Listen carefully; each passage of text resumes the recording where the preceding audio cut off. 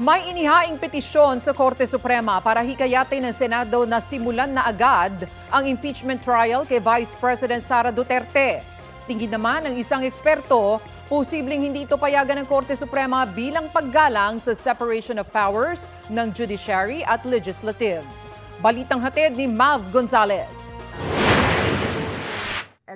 Habang nagtatagal ang paggulo ng impeachment trial ni Vice President Sara Duterte sa Senado, nagkakaroon umano ng political instability ayon sa law expert na si Attorney Domingo Cayosa. Kaya sang-ayon daw siya sa paghahain ng petition for mandamo sa Korte Suprema para himukin ng mga mahistrado ang Senado na simulan na ang impeachment trial. Inihain ng petisyon ni dating Special Government Counsel ng Presidential Commission on Good Government o PCGG, Catalino Generillo Jr. Hindi naman kinakailangang matapos but at least simulan na kasi meron pa silang 3 to 4 months. Malinaw yung lengguwahe ng ating konstitusyon. Forthwith mag-start yung trial pag natanggap nila. So, ibig sabihin yan, walang delay. So, ginagamit nila mga legal doubts or issues. When in fact, mukhang ang matinding rason nila, kailangan nung mga re-electionist, mga kampanya.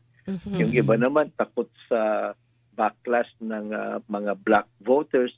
Sabi ni Cayosa, ngayong may kopya na ng articles of impeachment ang mga senador na uupong hukom, dapat bigyan din aniya ng kopya nito si VP Duterte. Sa Constitution, malinaw po ang deadline, 10 days lang Ibigay na sa kanya para sumagot na siya, malaman natin ano ba ang sagot niya. Simulan lang ho nila ng maayos na. Kasi unfair din ho sa Vice President, di ho ba, in a way.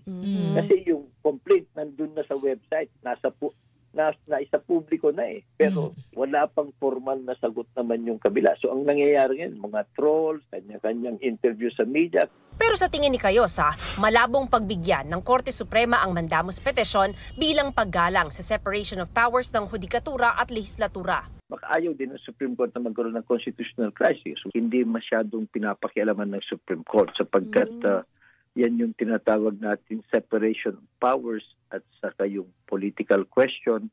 Kung kailan sisimulan, it is the wisdom of the elected senators at saka yung respect for a co-equal branch of government.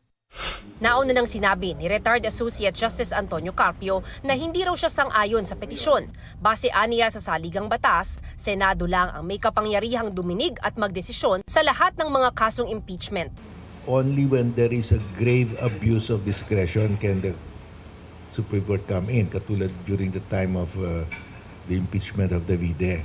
It's up to the President to call a special session. Hindi mo nang pwede mamandamos yun. Hinihinga namin ng komento rito sina Vice President Sara Duterte at Senate President Chis Escudero pero wala pa silang tugon. Pero dati nang sinabi ni Escudero na sa tingin niya ay hindi kailangang mag-convene ng special session para sa impeachment.